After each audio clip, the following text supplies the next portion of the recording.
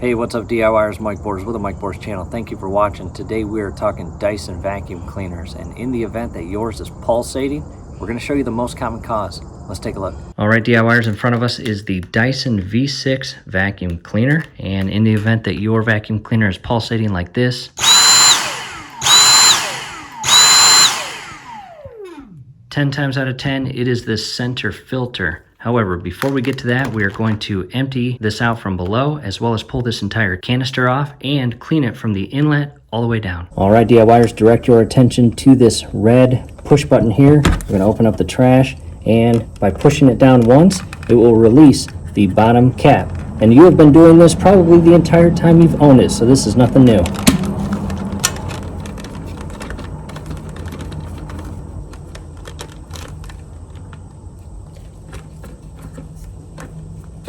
Once you get everything that you can reach, go ahead and push down on this push button one more time, and as you do this, you will pull this canister off, as shown here. What I like to do as I push this down is basically turn the canister itself, and that will allow this front tab right there to come out of the slot inside.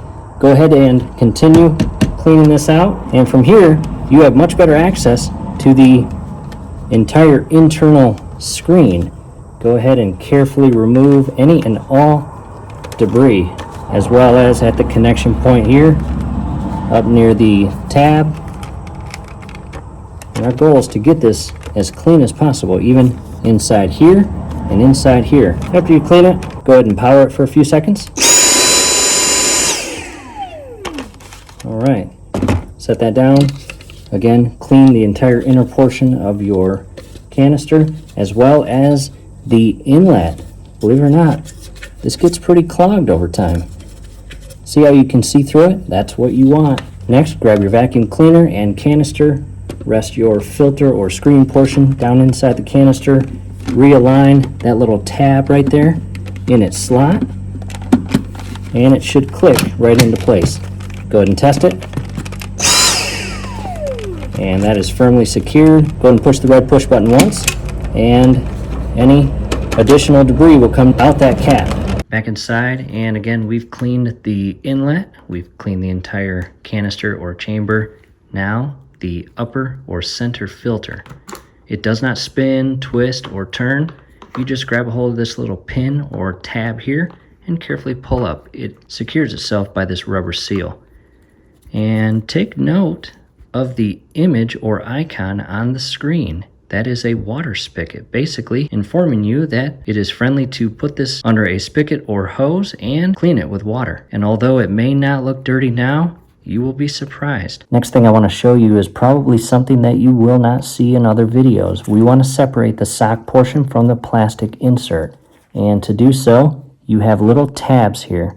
See that little slot with that tab? I just have a standard pick tool. Pushing on that tab and pushing up, you can release it from this little slot here. Be very careful as you do this. You do not want to break that plastic piece that secures that clip. And once you have released those tabs, carefully pull the sock portion off of the plastic part. Now, the reason I'm showing you this is you can run this underwater for 20 to 30 minutes. However, if there is a buildup of debris such as hair inside here, it's not going to come out when you're running this sock underwater. So, very important to pull these two pieces apart to clean anything inside this plastic part. From here, let's go run this sock underwater. At the sink now, I have a white bowl because I want to show you how dirty these socks can actually get.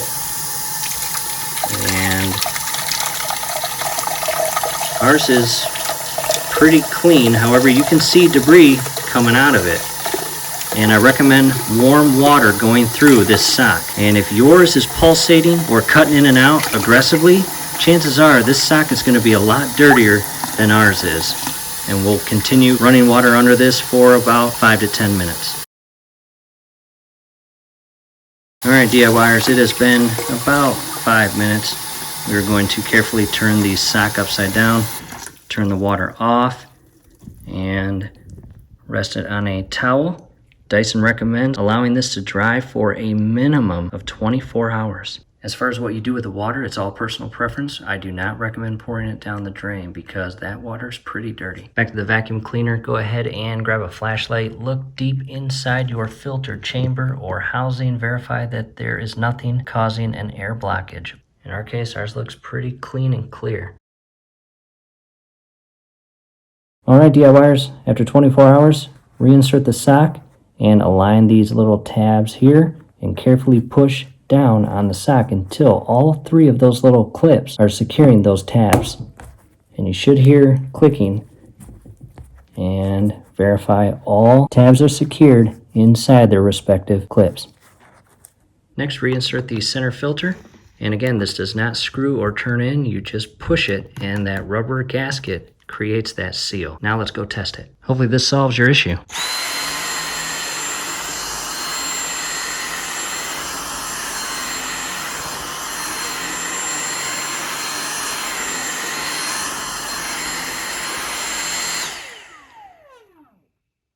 So that is it, DIYers. Hopefully this helps solve your Dyson vacuum issues. From here, do us a favor, below the video, you will see that thumbs up icon. Click on that, like the video, subscribe to the channel. Definitely ring your YouTube bell. That would be very helpful to us. We would really appreciate it. Thanks again for watching.